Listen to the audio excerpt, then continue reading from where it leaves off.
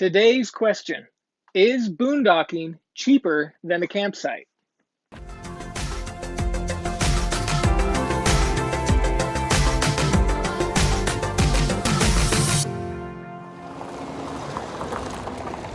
This question comes from one of our subscribers, and if you are not a subscriber yet, make sure to hit that subscribe button as well as that like button if this provides some value to you. Right here, they ask, is boondocking actually cheaper than going to a campsite? Now we have some numbers to go over as well as some assumptions to make to figure out which one is cheaper. So stick with me while we figure that out. Generally speaking, everybody's vehicle is going to be different, whether it be an SUV, a truck, a minivan, a small truck, etc. Not knowing if you're towing a small trailer, a big fifth wheel, or something in between like I've got. We're going to make the assumption here that your vehicle is getting 10 miles per gallon. Now, one other variable here is the price of gas. Depending on where you live, it could be somewhere in the range of $2 to $5. So we're just going to take an average of about $3 per gallon. And the final assumption that we're going to make here is that it takes roughly an hour to get from your boondocking location to your destination. I came up with that time frame just because of some different places that I've wanted to go or places that I've been that take about that far from the places that I see on freecampsites.net.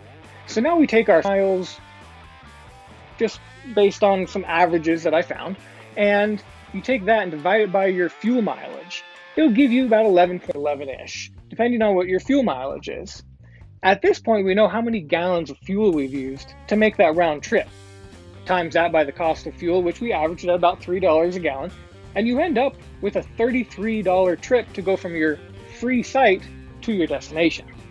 Now at this point, you gotta say, hey, wait a minute, that $33 is pretty close to the same price that I would pay to go to one of these campsites.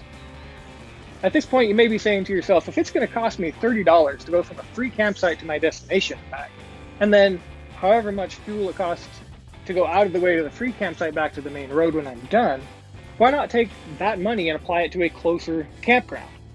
Makes sense, right? So is it really cheaper? Well, yes or no. All depends on what you're doing at your destination.